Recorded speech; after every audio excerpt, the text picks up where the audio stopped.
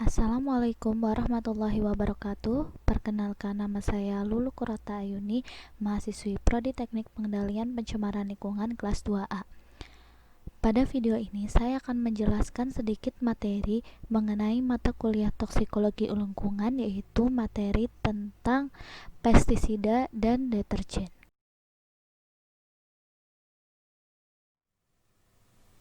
Materi pertama yang akan saya sampaikan adalah mengenai pestisida. Pestisida berasal dari kata pest yang artinya hama dan juga side yang artinya membunuh.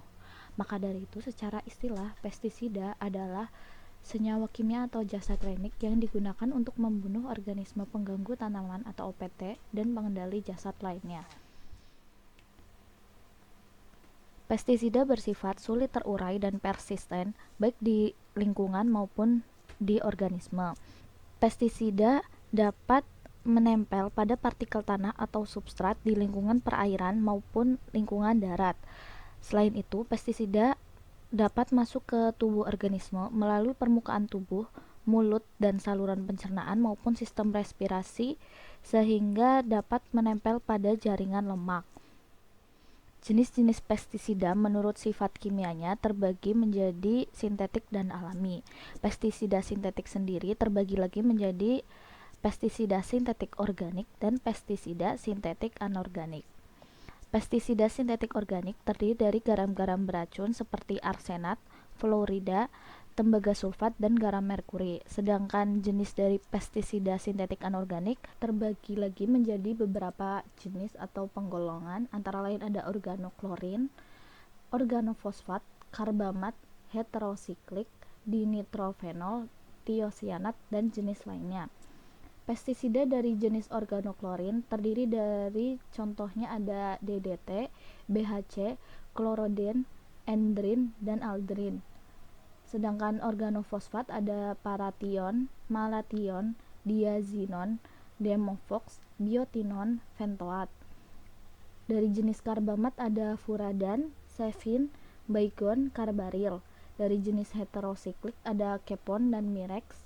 Dari jenis dinitrofenol ada dinex. Dari jenis tiosianat ada letan. Dan dari jenis lainnya ada metilbromida, sulfonat, dan juga sulfon.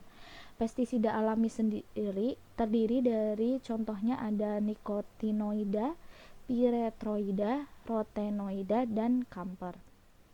Pestisida menurut sifat racunnya terbagi menjadi dua, yaitu sistemik dan kontak.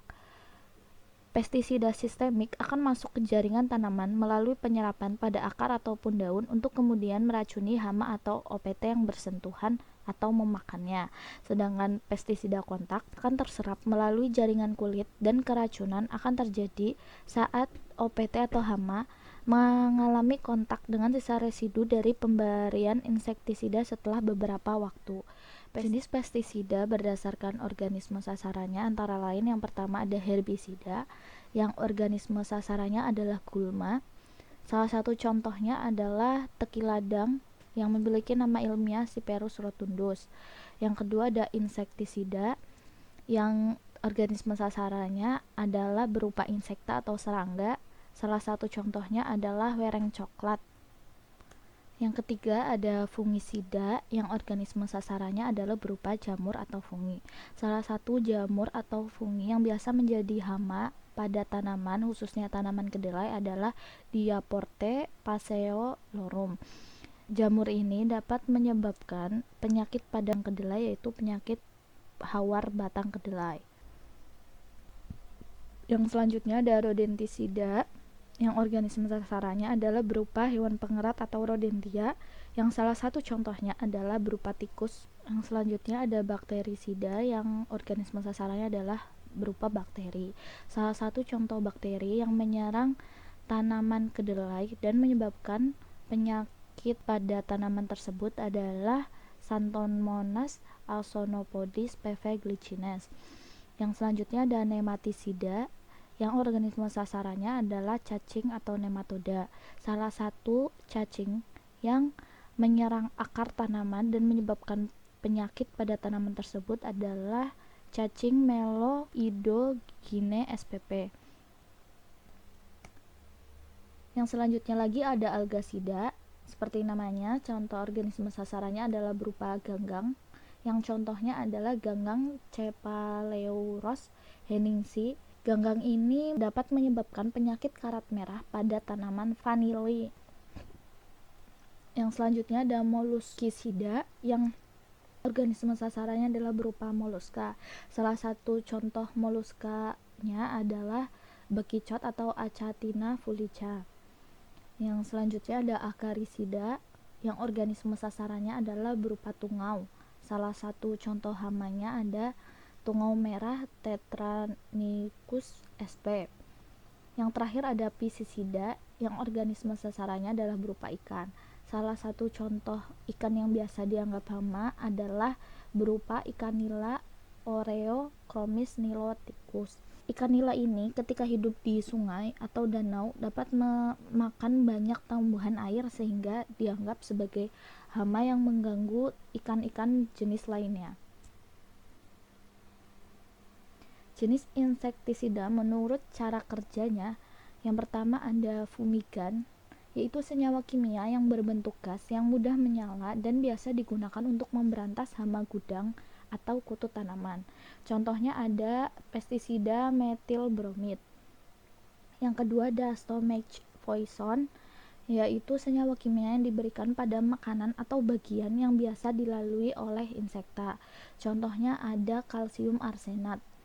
Yang ketiga ada contact poison, yaitu senyawa kimia yang diberikan secara langsung dengan menyemprotkan pada bagian tubuh insekta sehingga akan terserap dalam saluran pencernaannya.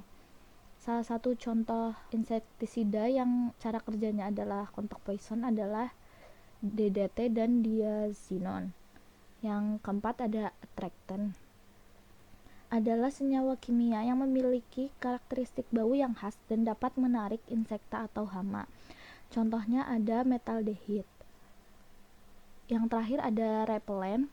Ini adalah senyawa kimia yang memiliki karakteristik bau seperti attractant, namun repellent ini dapat menghalau insekta atau hama. Contohnya ada minyak citronella. Jenis-jenis herbisida yang pertama ada glifosat yang bersifat sistemik sehingga tanaman gulma mati hingga akarnya. Salah satu contoh herbisidanya ada Rainbow 480 AS dan Ranger 240 AS. Yang kedua ada paraquat yang bersifat kontak dengan sangat cepat pada gulma purna tumbuh. Contohnya ada Noxon 276 AS dan Gramaxon. Yang ketiga ada metil metsulfuron yang bersifat sistemik dan selektif untuk gulma pratumbuh dan awal purna tumbuh. Contohnya ada Billy 20WP. Dan yang terakhir ada jenis herbisida 2,4D yang bersifat sistemik dan selektif untuk gulma purna tumbuh. Contohnya ada Amandil 865 AS. Fungisida bagi organisme dapat memiliki efek yang bermacam-macam. Yang pertama ada keracunan akut, yaitu berefek secara langsung seperti sakit kepala, pusing, mual, muntah, kram, diare, keringat berlebih, sesak dan sakit dada serta pandangan kabur. Yang kedua ada keracunan kronis seperti terjadi penyakit hepatitis, gangguan pencernaan, reaksi alergi, gangguan hormon dan kanker. Yang ketiga ada gangguan sistem saraf. Jenis pestisida dari organoklorin dapat menyerang saraf sensorik, serabut dan korteks motorik dengan mempengaruhi keseimbangan ion dalam saraf. Sedangkan dari jenis karbamat dan organofosfat dapat mengganggu sistem saraf dengan menghambat kinerja enzim dalam plasma dan sel darah merah. Efek lain yang dapat terjadi adalah keguguran, kematian pada janin dan bayi cacat. Karena pada dasarnya pestisida bersifat persisten dan sulit terurai, kasus-kasus keracunan pestisida pernah terjadi di Indonesia khususnya. Yang pertama ada kejadian hamil anggur di Lembang. Yang kedua ada kasus kematian petani dan transmigran di Klaten dan Lembang. Yang ketiga ada penemuan kadar DDT pada wanita yang melahirkan di tahun 1959 sampai 1966 dengan kadar DDT yang sangat tinggi, yaitu 5 kali dari kadar normal. Yang selanjutnya ada kasus kematian ayam-ayam yang berada pada sekitaran lahan pertanian puncak. Karena pada dasarnya penggunaan pestisida ini dapat menyebabkan kasus-kasus keracunan, tidak hanya membunuh organisme pengganggu atau hama, tetapi dapat menyebabkan keracunan pada organisme lainnya termasuk manusia. Maka penggunaan pestisida ini perlu diperhatikan secara serius, mulai dari memahami label berisi informasi mengenai pestisida yang digunakan, mulai dari jenis pitanya yang tertera pada label, cara penggunaannya, cara penyimpanannya, dan yang lain sebagainya. Yang selanjutnya ada melakukan penakaran penggunaan sesuai petunjuk, mengusahakan penyemprotan dilakukan di pagi hari dan tidak menyemprot dengan berlawanan arah angin, mencuci peralatan serta pakaian yang digunakan setelah penyemprotan pestisida dilakukan, dan membuang sisa larutan maupun air bilasan pada lubang tanah dengan baik dan benar. Materi selanjutnya ada mengenai jenis antibiotik lainnya, yaitu deterjen. Deterjen ini bersifat mengemulsi atau emulgator dan juga dapat menurunkan tegangan permukaan air atau surface tension. Deterjen ini biasa digunakan sebagai pencuci kotoran atau penghilang kotoran pada pakaian dan yang lain sebagainya. Komposisi deterjen terdiri dari yang pertama ada surfaktan atau bahan aktifnya, yaitu bahan pembasah yang menurunkan tegangan permukaan air, membentuk ikatan dengan kotoran, dan kemudian mengangkatnya. Yang selanjutnya ada builder atau bahan pembentuk, yaitu pengelat ion Ca2+ dan Mg2+ dalam air sada sehingga tidak menghambat kerja surfaktan. Builder ini bersifat sebagai peningkat efisiensi pada deterjen. Yang selanjutnya ada filler atau bahan pengisi, yaitu untuk menambah kuantitas produksi atau memadatkannya. Dan yang terakhir ada aditif atau bahan pelengkap, yaitu bahan tambahan yang dapat membuat produk lebih menarik seperti pemutih, pewangi, pencerah, dan yang lain sebagainya. Penggolongan deterjen terbagi menjadi 4 jenis. Yang pertama ada deterjen anionik, yaitu deterjen yang memiliki muatan negatif yang dapat menurunkan tegangan permukaan air. Contoh surfaktan yang terdapat pada deterjen anionik ini adalah linear alkyl benzen sulfonat, dan alpha elaine sulfonat. Biasanya deterjen anionik ini diaplikasikan sebagai pengemulsi. Yang kedua ada kationik, yaitu deterjen yang memiliki muatan positif yang dapat menurunkan tegangan permukaan zat cair. Contoh surfaktannya adalah garam amonium. Deterjen kationik ini biasa digunakan sebagai softener, flotasi, dan bakterisida. Yang ketiga adalah deterjen non-ionik, yaitu deterjen yang tidak mengandung muatan positif maupun negatif serta tidak mudah larut dalam air. Contoh surfaktannya adalah NPP. Deterjen non-ionik ini biasa digunakan sebagai pengemulsi pada suhu rendah. Dan yang terakhir ada amfoterik, yaitu deterjen yang memiliki muatan ganda, yaitu positif maupun negatif, serta mudah larut dalam air. Contoh surfaktannya adalah akil etilene diamines. Contoh pengaplikasian deterjen amfoterik adalah pada sampo bayi dan juga kosmetik. Dari keempat jenis penggolongan deterjen ini, urutan tingkat toksisitas dari yang tertinggi adalah deterjen amfoterik, yang kedua ada deterjen kationik, yang ketiga ada deterjen anionik, dan yang terakhir adalah deterjen non-ionik. Pemanfaatan deterjen tidak hanya dilakukan pada sektor rumah tangga, yaitu biasanya untuk mencuci pakaian. Pemanfaatan deterjen ini juga dilakukan pada sektor perindustrian, yaitu yang pertama ada pada industri minyak bumi, yaitu untuk memecah emulsi crude oil dan mengatasi tumpahan minyak di lepas pantai selama eksplorasi. Yang kedua pada industri tekstil, yaitu untuk menghilangkan lemak, meningkatkan kualitas pewarnaan, serta melicinkan benang dan finishing kain.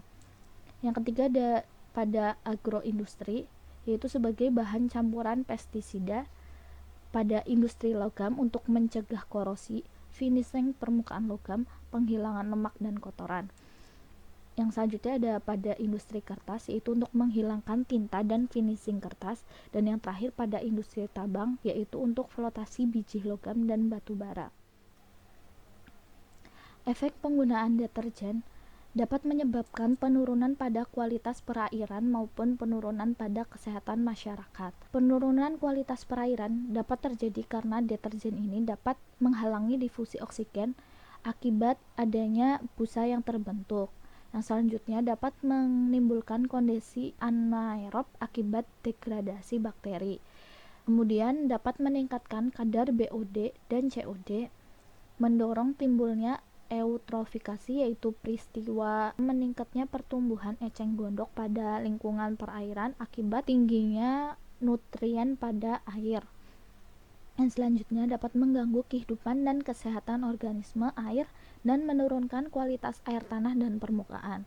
Penurunan kesehatan masyarakat akibat adanya penggunaan deterjen yang masuk ke dalam lingkungan perairan dapat menyebabkan penyakit diare, iritasi kulit, gatal-gatal pada kulit, iritasi mata, perubahan sistem imun, kerusakan sistem saraf, dan penyebab penyakit katarak pada orang dewasa.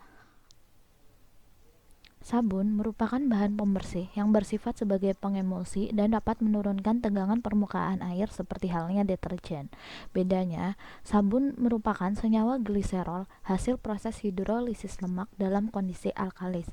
Sabun terbentuk dari asam lemak yang direaksikan dengan garam alkali baik KOH maupun NaOH sehingga membentuk suatu gliserol dan garam natrium maupun kalium.